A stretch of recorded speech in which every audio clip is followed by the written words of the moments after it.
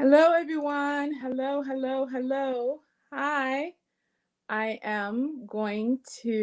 hope you guys are able to hear me. Can you hear me? Hello, everyone. If you can hear me, just say hello and tell me where you're viewing us from. Hi, this is Q&A with Dr. Mercy. I'm Dr. Mercy Ajonwe, and we're just going to wait a moment. We have a special guest with us, actually, our friend. She has been here many times before, and I'm about to introduce her. But I just want to make sure that everybody is seeing me right now. So if you can see me, just say hi. Let me see. Oh, yes. Hi, Mickey. Hello from Atlanta, Georgia. How are you? Uh, Hi, Sheila. How are you? Sandra, how are you guys doing? Hello, hello, hello from Puerto Rico. Oh, hi, Cynthia Vasquez. How are you doing? Awesome. From Woodlands, Texas. Oh, close by. Hi, Renee. How are you doing? Welcome, welcome, welcome. Welcome to a wonderful conversation we're going to have today. Today, it's about COVID updates with Dr. Gertie. And so Dr. Gertie Anuoke, she is an infectious disease specialist. She resides in Louisiana. She has done multiple talks. We know her here. She's also the infectious disease committee chair for the Association of Nigerian Physicians in the Americas, amongst number other positions. And we'll have her tell us the different positions she actually holds. So without further ado, let me get Dr. Anuoke on. Just a second. Let me add to stream. Hello, hello. Hello. How are you doing? Hi. Hi, how are you? Welcome, I'm welcome, good. It's welcome kind of again. faint. Huh? I said the volume is kind of faint over Oh, the here. volume is faint. Can you hear me? Or you can't hear me. I can hear you, but it's kind of slight. Oh wow. Okay. I wonder why that's the case. I can hear you very well. Oh, okay. Okay, let me see. Well, Can I'm you gonna guys I'm hear me? gonna strain. Okay. Okay. All right. Well, welcome. Welcome. If you guys can't hear me, type it in the comment section. Welcome, welcome, Dr. Anuoke. Thank you so much for coming and giving us updates on COVID-19. What other positions do you hold as well? I know you're practice in infectious disease. You're the infectious disease chairperson for AMPA, the Association of Nigerian Physicians in the Americas. But can you tell us more on what other positions you hold? Can you hear me? Yeah, you said, can I tell about what? Other positions you hold, other positions in the field that you hold. Okay. It seems like we have some technical difficulties. Let me see if I can get her on here.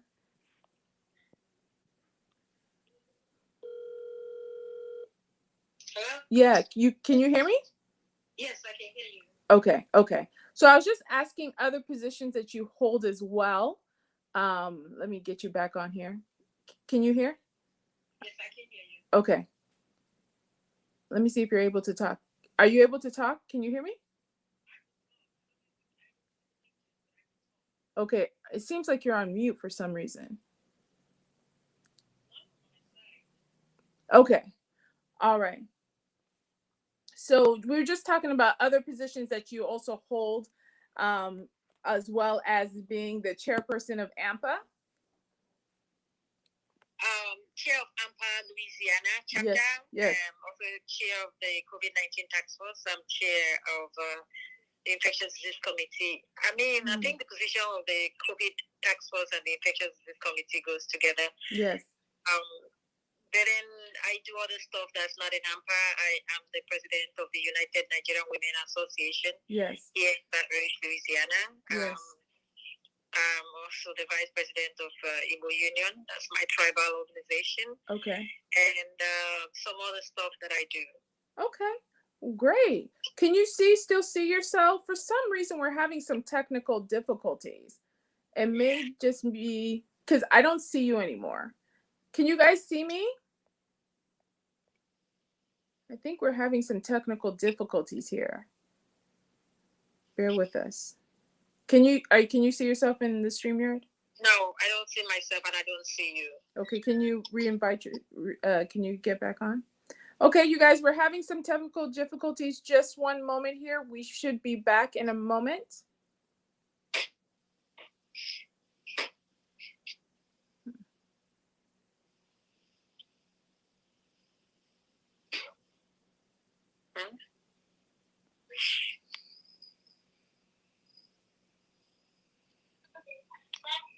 Check my card is on that cupboard.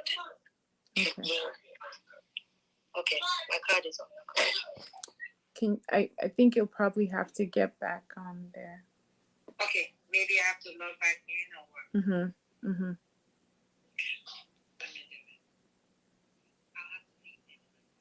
Okay. Nope.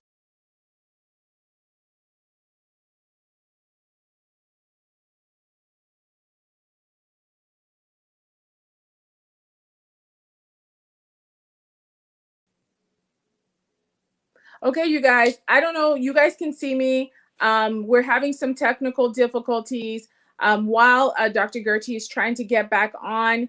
We're talking about COVID-19. Please type in there what your questions are. I mean, she's an infectious disease specialist, meaning that she deals with this on a regular basis. And so if you have any questions as far as what is the Omicron, or what should we do now that we're seeing different variants, about this whole travel ban, about just are we changing, should I get the booster, should I not, these are questions. If you have any of them, make sure to ask them. This is an important time to ask right now. So can everybody still see me? I think we can still see me. Okay, good. So yes, we are just about waiting for her to get back on. As y'all are aware, the Omicron is the newest variant. Well, there's been other variants that have been also in the environment. It's just the Omicron seems to be the one that everybody has been talking about. As you guys probably heard, it supposedly first was originated in South Africa, and there was an endemic explosion of cases in South Africa. And so the South African government decided to let the world know, hey, we have this new variant, Omicron, brace yourselves, because it seems like it's spreading, and it's spreading quickly. And so as a result, you had, the US government as well as some European governments trying to, restrict travel from South Africa and some of the southern parts of Africa. But then you started hearing cases in UK, and then you heard a case in Canada, and then finally you heard a case in California. So how are we supposed to get prepared, seeing that this Omicron has now reached the American shores? That is one question that we will be asking the infectious disease doctor, Dr. Gertie. Also, has all of you guys done your boosters? Recently, it's been told that the FDA has approved for boosters to be administered for adults. And so if anyone wants to get the booster, you should be able to get the booster now. Okay. And so having the booster does help with your immunity and to now fight against, variants of COVID-19. According to Dr. Gertie, we did a little pre-show. She did point out that so far, the Pfizer and Moderna are actively testing their vaccines to see how effective these vaccines are against Omicron. And so the verdict is still out there. But everybody says, in general, they recommend you do keep your vaccinations updated. So if it's been 6 months since the last vaccination you've had, it is a good idea just to get the booster, especially if you are immunocompromised or immunosuppressed, because those are very high risk of getting the severe form of COVID. Okay. I remember recently I was in a discussion in regards to COVID, and people have this misconception that just because you're young and you're healthy, that, you should be fine. If you get COVID, you should be fine. But what I've seen in the hospital is that you do have people who come in who are young, who are healthy, don't have any comorbidities, and yet they're the ones that we're intubating. So the thing with COVID is you just don't know. Ideally, yes, the younger population, they tend to fare better when they do get COVID, but it's not everyone who's young that actually has a good outcome after acquiring COVID. So it looks like Dr. Gertie Anyuoke is here. So let's get her back on. Let's try this again. Hi. Okay. Can you hear me this time? Yes, I can. Okay, finally. So it looks like we can go ahead and start. So I was just telling them about the whole Omicron variant, and supposedly it came from South Africa. Is that correct? Well, that's who first identified it. Mm-hmm. South Africa, they have a very advanced genomic lab. Yeah. You know, the whole HIV and all that stuff. So they are very well developed in those things. And when they actually got the COVID variant, as a fluke. Somebody, one of their private labs was looking at it and said something was different. And then they decided to just push it along and got it all sequenced. And that's how they found out that this was a different variant. So they caught it early. We're not sure exactly where it emanated from, but South Africa identified it first. So it's important to note that we're not sure if it is from South Africa, but they were the ones who first identified it. Right. What do you think about the whole travel ban? Is travel banning? Is that helping? Does that help in general to stop the transmission of this COVID virus? The truth is, it doesn't stop the transmission, but it can slow it down. But if you look at it already, the United States requires you to come in with a COVID negative test. They don't care about whether you're vaccinated or not. It's because people that are vaccinated can carry COVID, right? So the United States, I think, is doing it right. Europe, a lot of the countries where, like, once you show us your vaccine status, you can come in. They weren't checking at some point recently. They weren't checking if you're COVID negative or COVID positive. So I know they said a certain percentage of patients that came from Africa to one of the European countries were positive when they came down from the flight. But the point is, yes, you had checked their COVID status before they came out from the country, you wouldn't have that many. These are all the people that were vaccinated. They were just checking their vaccine status. So I don't think it is fair to label Africa as such. Yeah, I agree with you. I think there was a little bit of political power play in that. And that's something that I've found very frustrating, is how politicized COVID has been.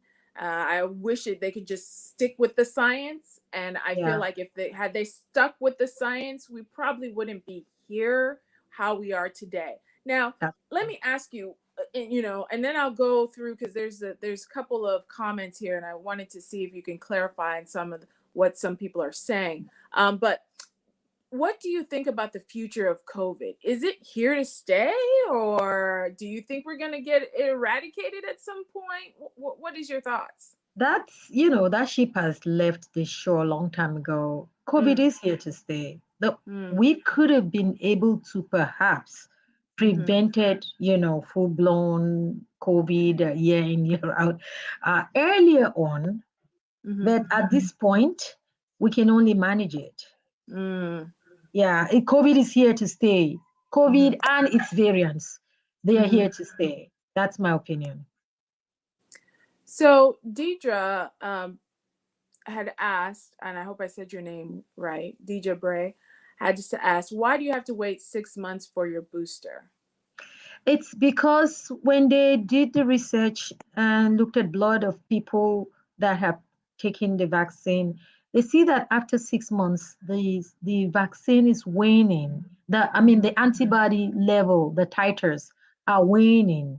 And so you really want to boost it up. You want it to be up there so that it hopefully it doesn't matter which variant comes, that amount of antibodies will be able to keep you safer. Even if you get the disease, it might be mild, but it won't be severe, end up in the hospital or even dying.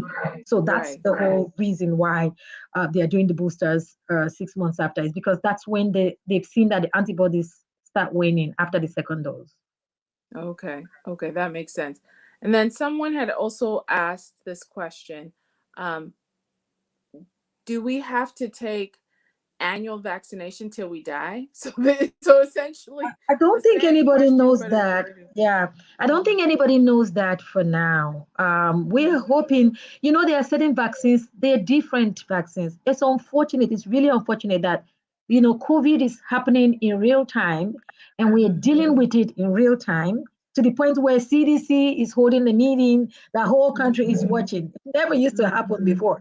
It's just how severe COVID has affected the whole population. And that's why people are asking these questions, rightly so.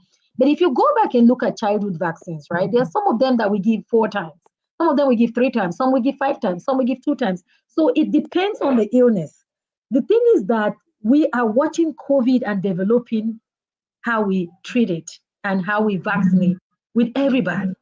And I remember this saying, one of my colleagues at the infectious disease committee of the Association of Nigerian Physicians, Professor Igor Ofotokun, he said that it's like building a plane and flying it at the same time. That's what we are doing with COVID. We are really doing this stuff in real time. Everybody is seeing how messy the sausage making can be. Like, okay, you figure this one out, and now we're doing the booster.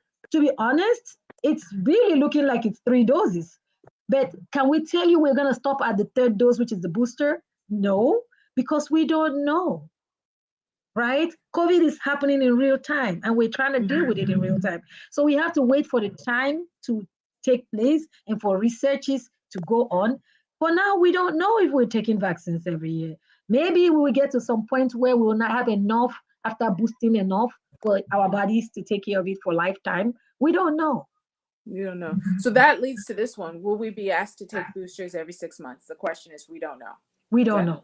And I doubt that we would take boosters every 6 months, but we don't know. And I think we had talked in the pre-show about, scientists are looking into perhaps developing a vaccine in which it encompasses a lot of the immunogenicities of the possible variants of the COVID virus. Is that correct? Are they looking for ways to have like a super vaccine that can cover all variants? I know they're looking for a way to see if they can make a vaccine that it doesn't matter where the variant is coming from, it'll take it. But that's going to be pretty difficult, I have to say, because it's not like the variants are predetermined. The variants make up their own mutations in the amino acids. How do you know which amino acid is going to be mutated out of the hundreds? So it's difficult, but we're watching and we're gonna see if they can make it. What I do know is that they can make the vaccine specific to the variant. Like right now with the Omicron, I know that Pfizer, Moderna, and the other vaccine making companies are actually, they've kind of gone in and look at the genetic material of Omicron so that they can make a vaccine for Omicron. But the problem is, what if another strain comes on? Now, as long as the vaccine is good enough to give us enough antibodies, no matter which strain comes on, we have some protection. So for me, the take home, the main issue is people should get vaccinated with what we have right now. Because that's what's going to make, even if you get the COVID, hopefully they make it milder. Right. You don't have to end up in a hospital or die.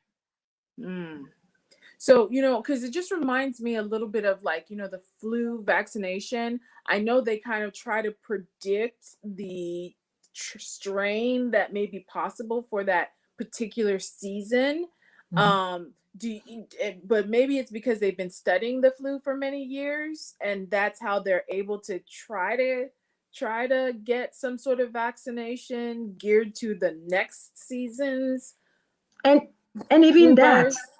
and even that it doesn't really do a good job, right? Even Right. that, because you have to go with, okay, what was here the last season? Okay, let's make a vaccine that, but by then the virus has moved on.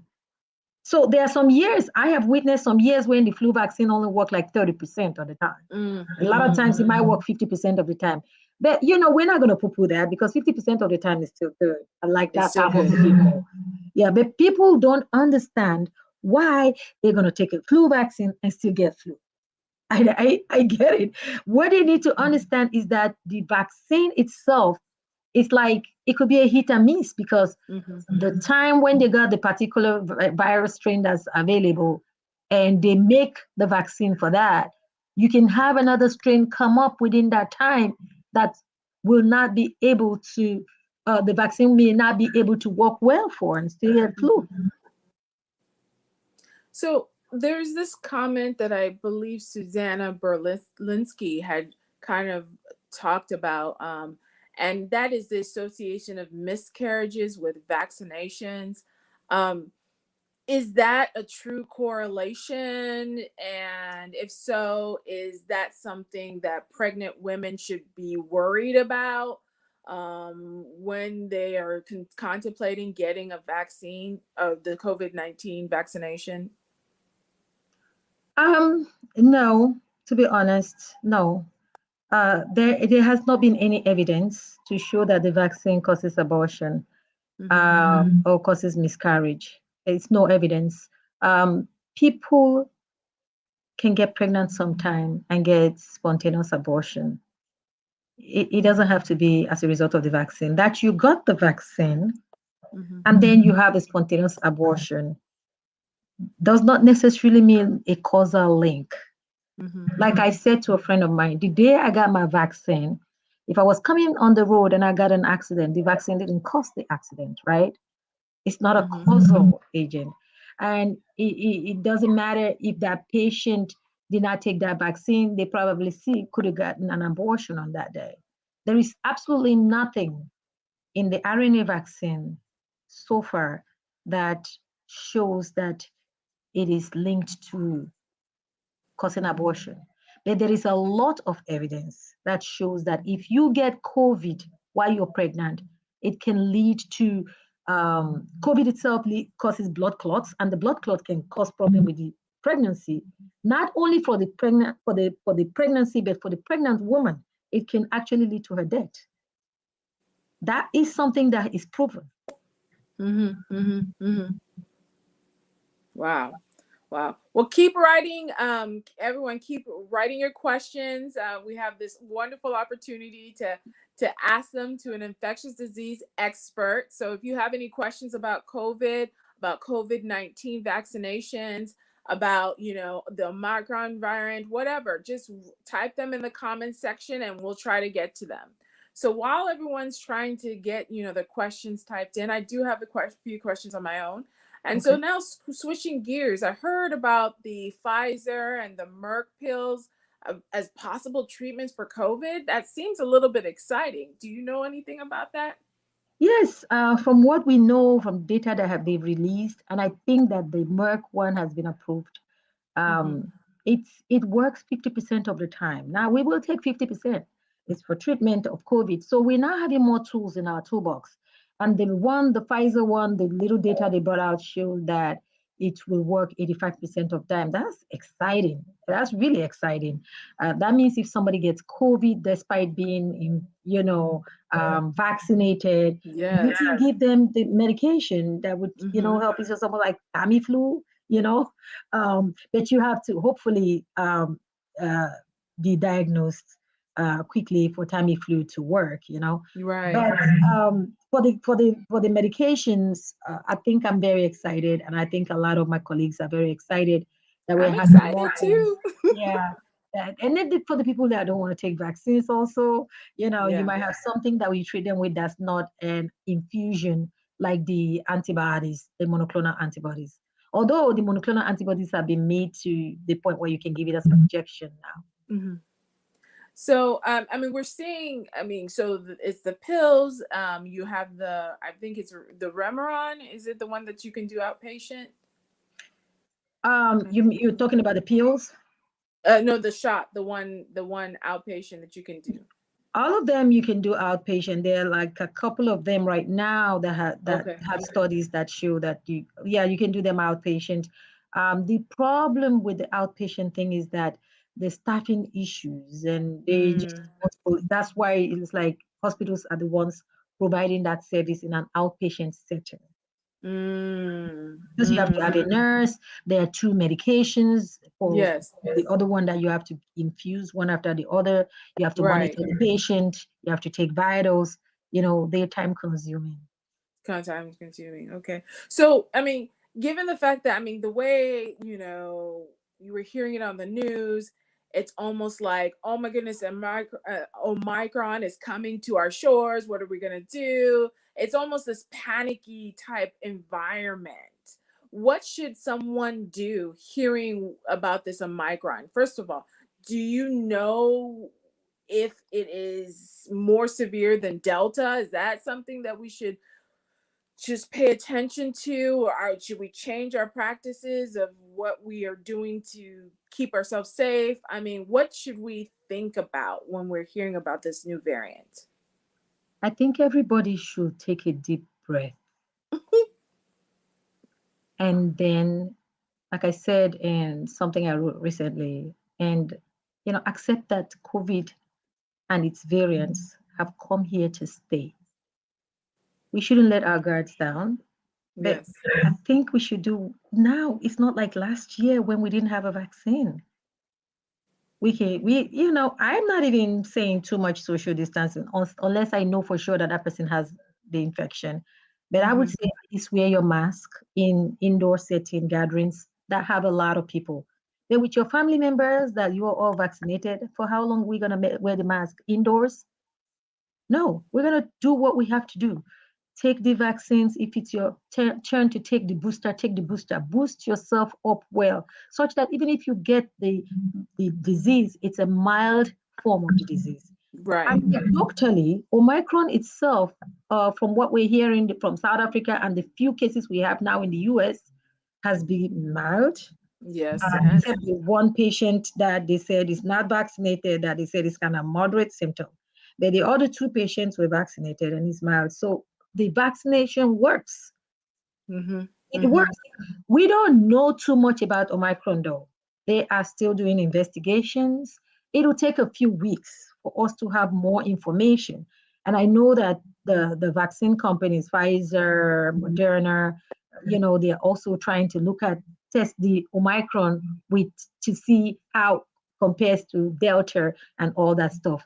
The truth is that Omicron has more mutations in the amino acids. So if you think about it, it has like between 45 to 52 mutations in the amino acids of that one virus. And out of those, about 30 of them are in the core, the area of the spike protein that uses to bind itself, right? And that's where the vaccinations, isn't that where they're supposed to work around? Correct. That's where the binding area. And that out of the 30 that's there, 20 of those amino acids are known to kind of, if they have too much variation, they might escape recognition. So that's the concern. That's the concern. Has it panned out in real life? We don't know yet. We have to wait Okay. for more research and data to say one way or the other. So you're saying that the Omicron has mutations on the surface protein where the vaccine would normally attach, right? And Correct. so as a result of those mutations, it can easily slip away from the vaccine, from it, or from the Because antibody, it actually, might not from the fit. antibody. Yeah, because it might not fit that well. So if it doesn't fit that well, it can escape It can escape recognition. Yeah. recognition and then just go and start flourishing in the body. Okay. And that's where the concern is. But we haven't seen that happen yet. We don't have enough data yet Yes. to say that that's That's the case. going to happen. Yeah. But that's So, what they're fearing about. And correct. that's why, okay, I get it. Okay. Makes sense. Makes sense. So someone had written, I believe Deidre again, she said, will children under 5 have to get vaccinated at any point? Is that something? I think they were promising that might come in maybe early in the new year, or hopefully. Yes. That's Yes. that they're working on it. Okay. Okay. Okay. So they're working on it. Looks like they're working on it. Okay. All right.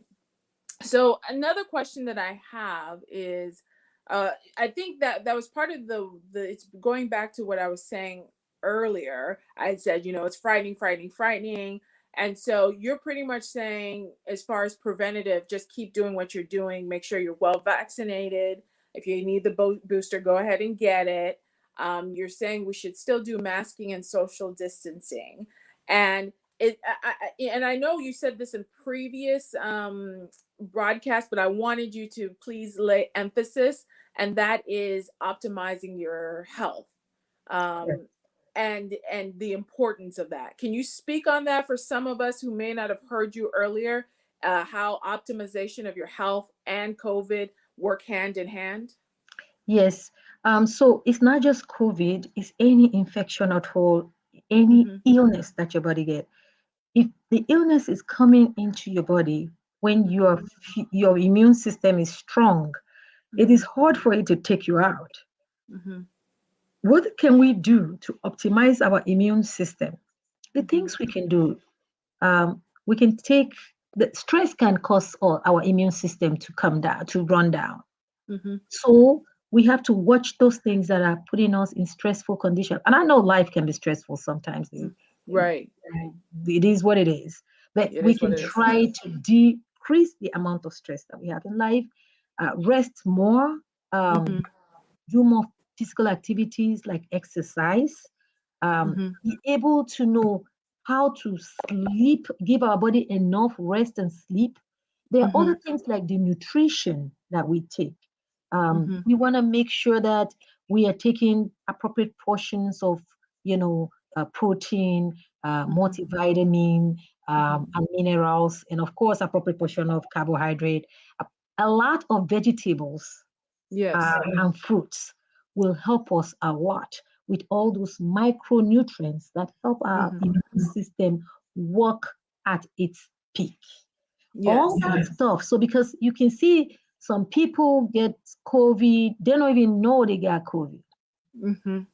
Everyone's immune system is different. Now you can do all that, and then say other people might have diabetes that might be brittle, or have like people with cancer. You can optimize your system, but the fact that the person has cancer is really a big one, because with cancer and sometimes the treatments of cancer can cause the immune system to go low. And so even if you're trying to build it with food, which is still good, you're still working at a disadvantage. That's why people that have cancer, and remember, there are blood cancer also, like General Colin Powell that died. Yes. He had taken the vaccine. Yes, please speak on that, because people are probably going to wonder why, Colin Powell, who was vaccinated, fully vaccinated, he still got COVID, and not only did he get COVID, he died from the complications of COVID. Correct. So please speak on that, on what you suspect happened. Yeah, I think what happened was he had I think prostate cancer, and he also had multiple myeloma. Those are two cancers right there. His odds are really down because when you give these vaccines to people that are already immunosuppressed, they Yes. don't have the ability to mount the fight. I don't know how else to explain it in layman's term. When you give somebody a vaccination, you're asking the person's immune system to recognize that you have put an antigen in them and to fight off that antigen. By what? Creating antibodies, By right? creating antibodies. Right. Now, so it's the creation of the antibodies and other immune cells, right? That will help fight that actual virus. Correct. That is entering into your system, right? Correct. But people that are immunocompromised already, people that have cancer and all, may not even recognize when the antigen comes because their immune system is not firing at all cylinders. So they may end up not even forming all the antibodies that you need to form. And so even though they've been vaccinated, their body didn't do what needs to have been done. And so when they get the disease, it's really a losing battle sometimes. In fact, I have this graph that I show the people that are normal population, their vaccine uptake, it's like 97, 98%. The people that have cancer, it could be like 42, 45%. And so it's not enough.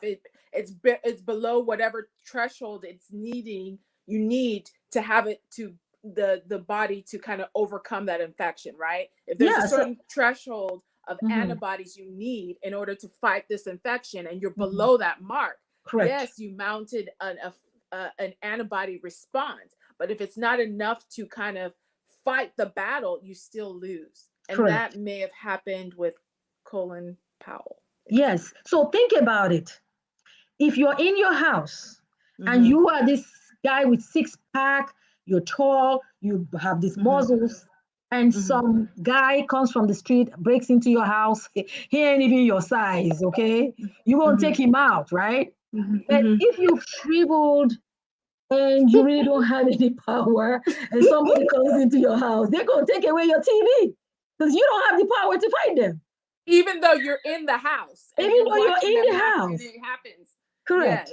Yes. So it's just, so that's the complexity of an infection. Yes, he had the vaccination. Yes, theoretically it should have helped him. But because he was already in an immunocompromised state, his body wasn't able to produce enough antibodies and fighting cells to help overcome it. And it was just a double whammy for him. And I'm sad to have seen that had happened to him. So, and we have another question here. Charlotte Brooks had asked, are masks worn working out or should masks be worn working out at the gym and steam sauna? Should we be wearing masks? So the thing is, who are you with? If it's like somewhere where people are not many around, yes, and you're vaccinated and the people that are vaccinated, I don't see why. So the principle really goes by who you're with. If you're in a sauna with your friends, are they vaccinated? If you're vaccinated, I do not think that would be necessary. Okay. But if you're in the gym and you don't know, and it's a lot of people, you don't know who's there, you don't know whose vaccination started, then you want to protect yourself. Right. So it's really the company that you keep. Are they keeping up with their vaccination? If you know they are, then you can have a little bit of a loose protection. You may not necessarily, if you're vaccinated and they're vaccinated, you can forego the mask. Yes. But if you don't know the company in which you keep, or if you are if you're an immunocompromised person? Oh, if you're an immunocompromised person, I say take all the precautions. I've just talked about this whole thing about their immunity is low. And the people that fall in this category is not only people with cancer or multiple myeloma blood dysplasias, people that have, it's not every HIV patient, by the way, because there are some HIV people that their immunity is sound because they are on their medications, they are doing fine. Majority of the HIV patients are doing fine, by the way. That's Good. a plug in there Good. That's because very good. we just had the HIV day a couple of days ago. At least Yes. majority of my patients are doing fine. You'll never know. Oh, wow. That's really good. That's very Yeah. good. Oh, HIV has been reduced to a chronic illness where we manage it like we manage diabetes. We haven't found a cure for Wow. diabetes. Yeah. Yeah, I mean, Yeah. I vaguely remember the 80s and the 90s, and man, it was devastation. But for it to be now, you can be able to live with HIV, which I already knew. But at least during this whole COVID pandemic, it's not as long as they're what is the key factors that is helping them, in during this whole pandemic. Have you been able to pinpoint? Yeah, the fact that they're doing fine. They on their antiviral meds. Yes. Now, yeah, the fact that they are on their antiviral, once they are on their meds, most of their CD4 count is High. doing good. Their Yeah. viral load is undetectable. Low. They are Yeah. literally, for all intent and purposes, normal, Okay. So and they can again, live normal lives. yeah. So again, if they are maintaining their health status, Mhm. that is the indicator of them being able to withstand having COVID infection, or even when they do have it, having a mild form of it. What you Correct. just alluded, when HIV, it could be the same thing for diabetes. Keep Correct. your sugars controlled. For Correct. hypertension, keep your blood pressure controlled. Even if you have thyroid disease, take your thyroid medications, those sort of things. As Mhm. long as you make sure that your health conditions are stabilized, that helps your body be able to boost your immunity for any infection. Correct. That's what we're getting at, right? Okay. Correct. So let's have one more question. I think we have that from Julia Rivera. Hi. Is there any truth that the vaccines can cause kidney/liver disease long term? God have mercy on us all. Amen. Yes, Julia, God have mercy on us all. Where did these people get this stuff from? Like, where did they, like, Julia, I'm not talking about you. I'm talking about the people that are saying these things. The COVID itself is what's going to cause kidney, liver disease long term. Because the way COVID goes, it affects literally all the organs in the body, and it can form blood clots in all this area, and it can cause diseases in all these organs. COVID itself is what's going to cause that, not necessarily the vaccine. I mean, which part of the vaccine is going to go cause problem in the kidney and the liver? What you have to understand, let me go back and talk about the vaccine itself, especially the messenger RNA vaccine. It gets given to us as a shot in the muscle. It finds its way into our cell. In our cell, it gets into the cell cytoplasm. In the cell cytoplasm, it utilizes the enzymes that we have there, okay, and makes this RNA that has been formed in there, right, into a spike protein. Yes. And that spike protein is what our body, our immune system now recognizes. I'm like, you are foreign. We are going to take you out. And they start forming antibodies, and then the T cell, the giant killer cell, and the giant T cell, all of them start forming the immune response to fight this antigen.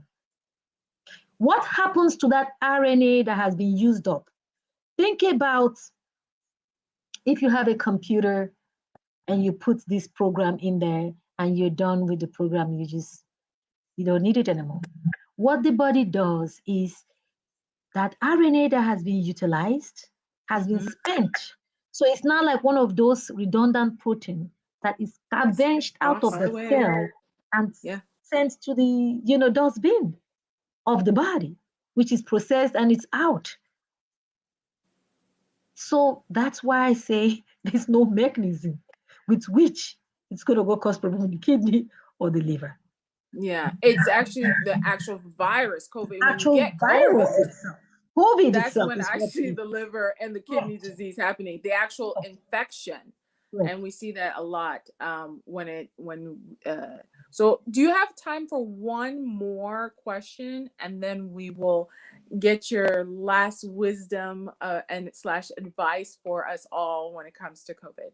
So I believe Cherie, hi, Jennings Winston had asked, what can we do for someone who has contracted the virus? How long does it stay in the body? Someone that has contracted the virus, hopefully, I hope that they do well. Most times, they would have gone through it already in less than 2 weeks. Most people is much less than that. Um, and then after that, once their symptoms are all done and like they have 2 weeks of no symptom, they can go get the vaccine. However, if they got the antibody transfusion during the time they were ill, then they will have to wait for 90 days before they can get the vaccine. Because that antibody is almost like the antibody you're going to make from the vaccine. So they've been giving us an infusion, but because their body didn't make it, it will be spent out of the body, and it takes about 90 days for that to happen. And so once that 90 days is over, they can go get the vaccine itself to build their own immunity. How long does COVID stay in the body? I don't think that we are at this time know that, because the virus itself, the illness it causes gets spent out. What other remnant of it? I was just talking to my girlfriend the other day, who had COVID April, May 2020, still having symptoms, although this is a year and a half later, and she's telling me that she's now beginning to feel a little better. She still has symptoms of post-COVID, but she's beginning to feel a little better. We will have to watch and see how long it takes those people that had COVID and still having long COVID symptoms, how long it will take them finally to get better. I've had somebody that it went on for 6 months, for 8 months. Now I have somebody that went on for, now it's more than a year and a half.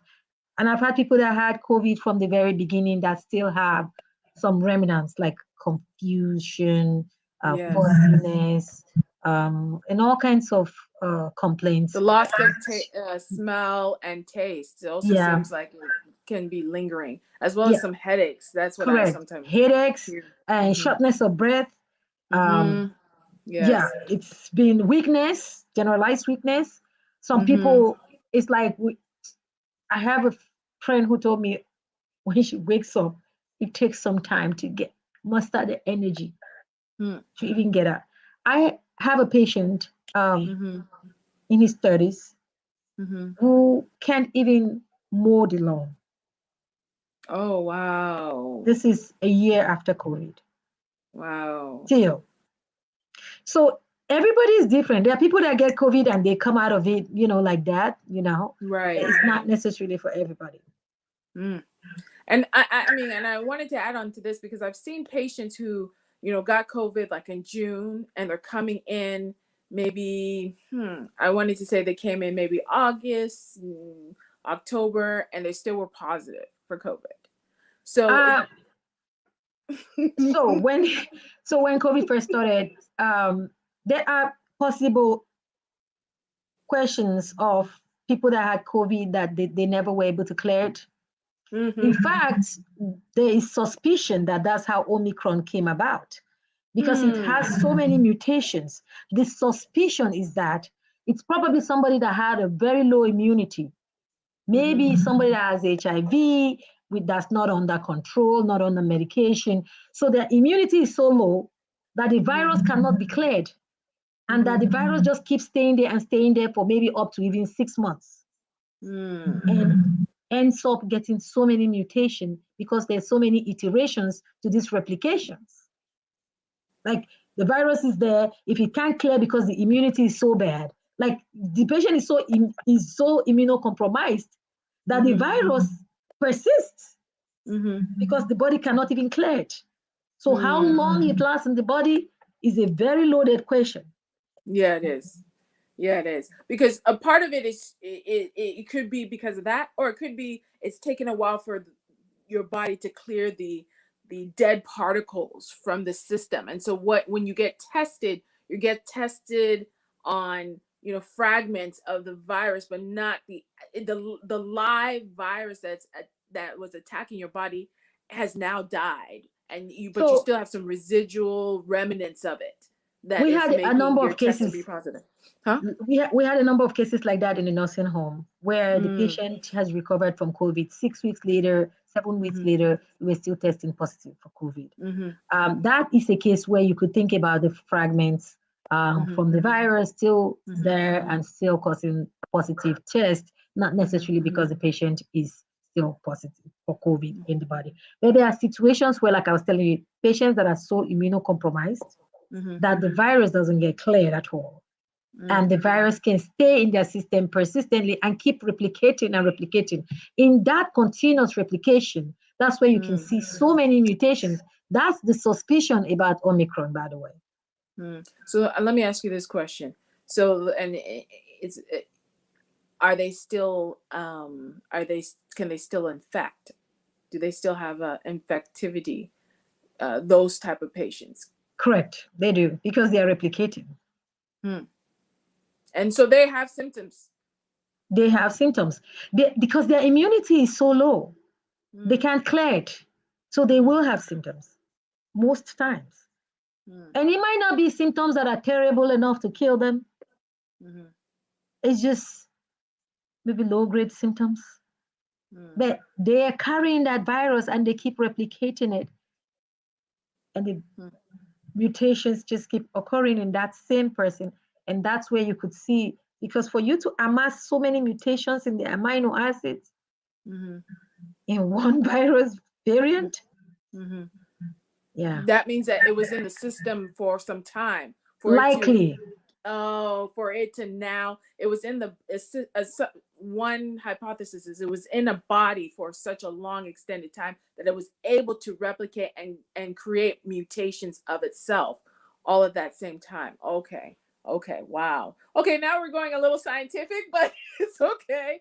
I hope you guys were able to get an understanding. Thank you so much, Dr. Gertie and Uwoke, for coming. It's always a pleasure when you're here just to discuss about COVID-19. And before we end, I wanted to say one thing. I just wanted to read what Julia Rivera said. She says, she said the doctors don't help, but we're doctors and we're helping, teaching patients to eat healthy and take supplements. That's all it's about, which is better than some meds. Thanks. So no, Julia Rivera, we do want you to stay healthy. We want you to stay healthy by taking your supplements. We want you to stay healthy by eating healthy, exercising. Eating healthy, exercising is like the number one prescription that I always tell all my patients. You're able to get off your hypertension, your diabetes. A lot of people are able to, but I won't say everyone's able to, but there has been studies have shown that people can be able to get off those chronic medications just by diet and exercise. Not everyone, but there has been studies that have shown that. So yes, eating healthy and taking supplements is key, but also taking your medications is key to stay healthy, stay alive, and boost your immune system so you can fight infections such as COVID-19. Dr. Anyuoka, do you have any lasting words that you want to tell the audience? Yes, I want to tell the audience that, again, people should take a deep breath, relax, accept that COVID has come with its variants, and do what you have to do to protect yourself and your family. Talk to your friends that are hesitant about taking the vaccine. Maybe it's that one day that would change their mind. If you know more, you've asked me these questions here, you've heard me talk. Take it back to your families, take it back to your friend circles, talk about it. That's how people start getting comfortable, because there's been so much misinformation out there that wasn't dispelled by, I don't know that anybody could have dispelled it, because the machine with which it was going in social media, you couldn't stop it, So it's like we are trying to catch up behind it. So much misinformation and disinformation. People just sit down and concoct stuff and just put it out there.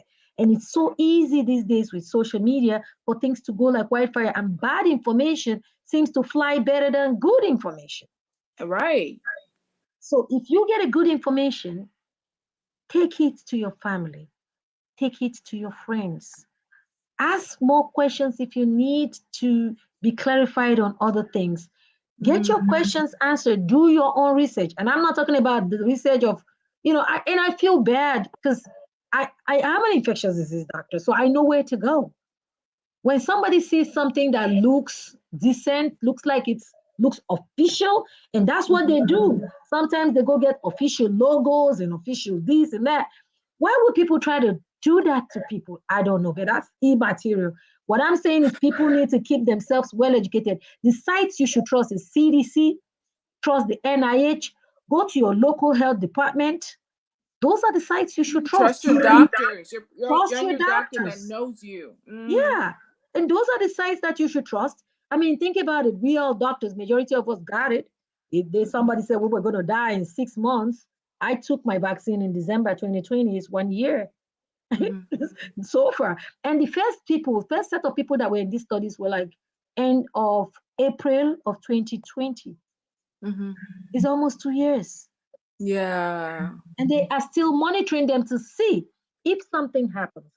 Most vaccines, as far as I know, they've monitored 2 weeks, 1 month, 6 weeks, and people, mostly doing fine. But this one is going to go for 2 years. So I say all this to say that people should get themselves vaccinated. Do your social, if you have to do social distancing, especially with people that are not vaccinated and might be carrying COVID. But the biggest thing is wear your mask in areas where you don't know the status of the people. We should all take care. Enjoy your Christmas. Merry Christmas to you all and Happy New Year. Hey, well, that's well said. Well said. Thank you so much, Dr. Anyawoke. Just like she said, share this information. If you want to, share it on your social media. Share. Talk to your family. Just have an honest discussion. Like she also said, also be careful of what you read on the web, what you watch on the web. Not everyone who has these beautiful backgrounds, like she said, are actually legit. She gave you some tips on who to follow, especially to talk to your doctor, because they know as well. We're all reading up and we are trying to get all the information so that we're well informed to be able to treat you. So make sure to talk to your doctor. Thank you so much, Dr. Gertie Anyawoke. This has been Q&A with Dr. Mercy. Next week will be Medicine for the People with Dr. Susan. You guys have a nice and wonderful holiday if we don't see you. And thank you, Dr. Anyawoke. See you guys later. Bye. Bye.